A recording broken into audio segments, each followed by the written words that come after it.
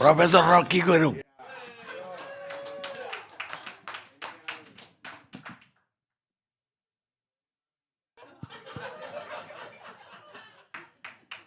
Ini baru sekarang saya lihat ada anak bimbingan skripsi berkelahi sama pembimbingnya.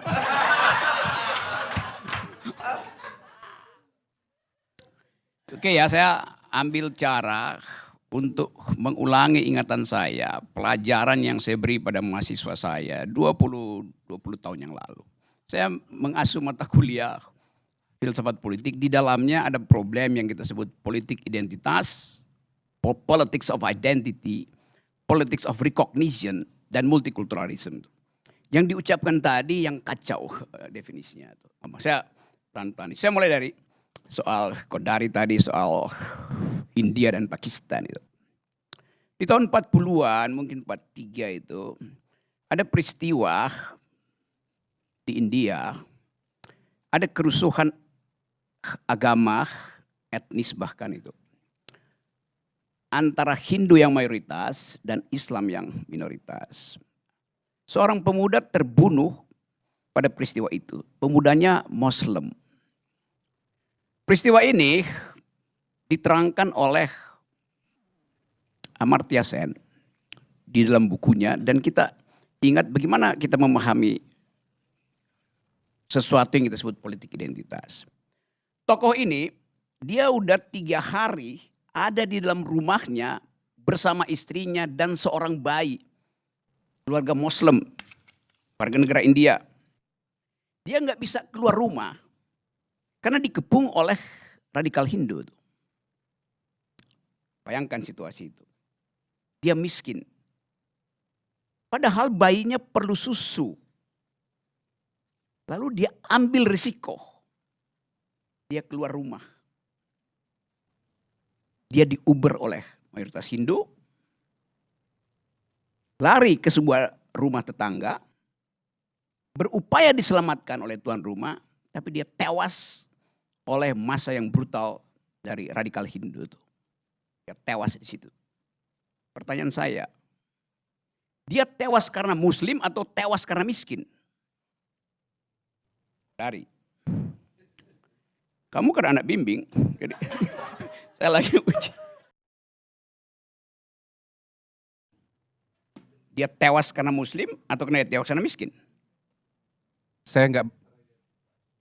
Ya, sebagai apa? Yes. Tapi kita mesti terangkan.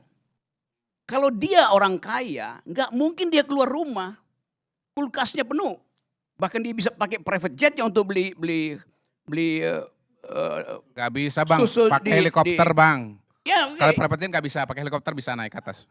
dia itu orang kaya, lebih kaya dari lo gitu. Jadi lo nggak usah bayangin apa-apa gitu. Saya yakin sekarang saya lebih kaya daripada abang. Ya, itu nanti dibuktikan di KPK. Saya ulangi poin itu ya, ini serius nih. Karena status sosialnya miskin, dia ambil risiko. Dia mati karena dia miskin. Bukan karena agama, dia mati. Memang orang sebut itu urusan agama. Tapi kalau dia minoritas dan kaya, dia selamat. Indonesia juga begitu, 98 banyak minoritas yang kaya selamat kabur dari kerusuhan 98. Jadi ada variabel lain di situ, bukan sekedar variabel ras segala macam, ada variabel kelas di situ. Itu poin pertama. Poin kedua, saya dengar tadi Pak Jokowi bicara tuh bahaya. Bahaya, kita bisa bayangkan dulu bahayanya dulu ya. Tapi kemudian beliau tambahkan, kita akan ada orang yang memanfaatkan itu. Ini udah insinuasi, siapa yang akan memanfaatkan? Tentara. Kartosuwiryo. Aidit. Siapa? Jadi istilah itu aja udah menimbulkan kecemasan. Siapa? Cina, Amerika. Jadi Pak Jokowi bicara sebagai politisi di situ, bukan sebagai negarawan, kendati itu forum negara. Karena dia menakutkan sesuatu yang dia juga nggak tahu tuh apa tuh. Akan diporak-porandakan, akan ada yang menyusup segala macam. Siapa? Jadi kalau saya lihat misalnya Pak Jokowi, mending jangan lihat ILC, kan Anda akan gugup untuk melihat bahwa konsepnya macam-macam di sini. Dia pasti nggak ngerti. Sekarang saya buat mengerti dulu ya. Saya buat mengerti dulu. Kata identitas dipakai Pak Jokowi. Kita juga pakai kata itu. Apa sih itu identitas tuh? Siapa di sini yang punya identitas? Identitas itu di dalam bahasa aslinya, bahasa Yunani, artinya dia yang sudah mati. Karena cuma orang mati yang bisa diidentifikasi. Itu etimologinya begitu. Arya Bima identitasnya Soekarno. Apa selamanya begitu? Belum tentu. Karena dia masih hidup, dia masih berubah. Kodari, apa identitasnya tiga periode? Pasti begitu. Jadi soal itu yang gagal kita bicarakan. Pak Jokowi dengar doang politik identitas, di dalam kepalanya Islam, selesai. Karena nggak paham itu. Yang nggak paham yang salah bukan Pak Jokowi, lingkungannya yang brief dengan cara yang buruk. Itu akibatnya kalau bergaul dengan orang dungu. Yes. Saya terangkan itu lebih lanjut. Sekarang saya lanjut ya.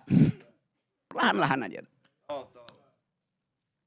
Sesuatu disebut sebagai identitas karena direkognisi. Dalam politik, identitas itu timbul karena direkognisi. Supaya kita selamat dari kedunguan yang menganggap identitas itu final. Enggak. Identitas itu ada kalau orangnya final, artinya udah mati dia. Baru dia kita tahu identitasnya tuh. Selama dia hidup, aroma politiknya Bung Choi ini, Ustadz Choi ini berubah-ubah. Dari pro Ahok sekarang dia menganggap Ahok ada kesalahan di situ. Biasa itu. Pro Anies sekarang. Biasa aja. Kok dari pro Prabowo sekarang masih pro Prabowo. Jadi secara ensiklopedi kata identitas itu hanya mungkin terjadi kalau orangnya udah mati. Itu intinya. Nah sekarang untuk menyelamatkan kekacauan konseptual itu dibikin istilah lain, politics of recognition. Dalam kategori itu identitas dianggap dihidupkan karena direkognisi. Nah itu yang menyebabkan kasus di Kanada misalnya, dia pakai politik multikultural, di kita multikultural. Tetapi mesti diingat, sesuatu disebut multikultural kalau dia punya efek elektoral, hanya itu intinya tuh. Kalau Anda punya identitas sesuatu nggak punya efek elektoral, nggak akan disebut sebagai politik multikultural. Baca Wilkim Lika, baca Charles Taylor segala macam. Itu pentingnya baca, jangan kerja aja. Jadi bangsa ini didirikan oleh orang yang membaca buku. Sehingga tadi yang terangkan oleh Fahri, mestinya kita perkakas yang ditinggalkan bangsa ini itu otak, pikiran. Kita pakai. Teruskan perdebatan konstituan itu. Teruskan percakapan tentang masa depan itu. Nah Pak Jokowi nggak ada di situ. Pak Jokowi nggak tahu masa lalu, nggak tahu masa depan. Coba kita fair, coba tanya Pak Jokowi. Apa yang Pak Jokowi tahu tentang yang diterangkan oleh Fahri? Nol.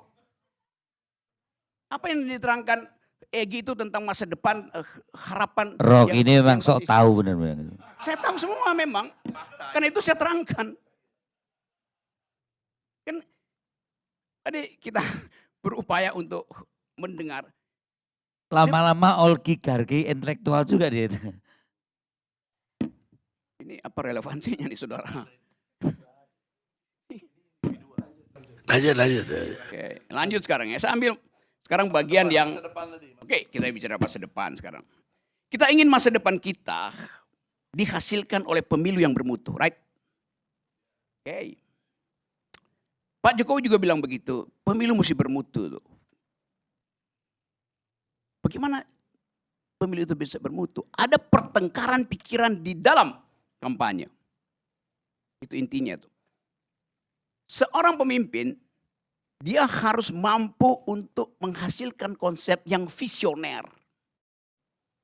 Di mana konsep visioner itu dimungkinkan dihasilkan? Di universitas, dalam pertengkaran di kampus. Tetapi, kata Pak Jokowi, jangan bawa politik ke kampus. Dia nggak ngerti masa depan artinya. Masa depan itu ada gagasan, pikiran. Kampus dilarang untuk memperdebatkan politik. Lalu di mana kualitas perdebatan itu? Nggak ada. Satu poin ya. Poin kedua, seorang tidak cukup dia punya intelektualitas, dia juga punya moralitas itu. Di mana bagian itu diuji? Ya di rumah ibadah.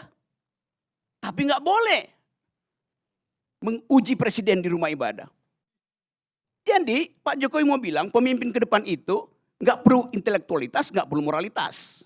Cukup elektabilitas. Nah, itu urusannya Kodari. Survei aja.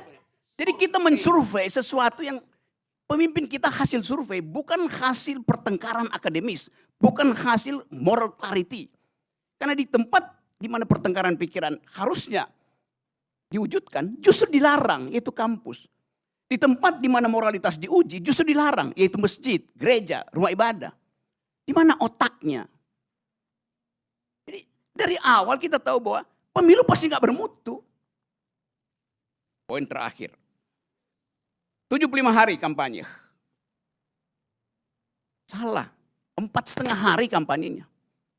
17 partai ingin membuktikan visinya itu masuk akal. Selama 70 hari. 70 bagi 17, 4,5 hari. Apa yang mau diharapkan dari pertukaran pikiran selama 4,5 hari? Yang diharapkan adalah amplop. Rakyat nunggu amplop. Jadi pemilu ini didesain untuk menghasilkan orang yang tidak berpikir dan orang yang hanya menagih amplop. Itu intinya. Nah, karena itu saya anggap bahwa ini refleksi kita supaya kita nggak sekedar ditipu oleh juru bicara yang disewa oleh istana untuk membodohi kita. Ini forum kejujuran gitu. Saya nggak punya kepentingan, saya nggak punya partai, gue nggak dukung siapa-siapa. Tapi gue dukung, saya ingin dukung orang yang berpikir. Itu intinya tuh. Assalamualaikum warahmatullahi wabarakatuh.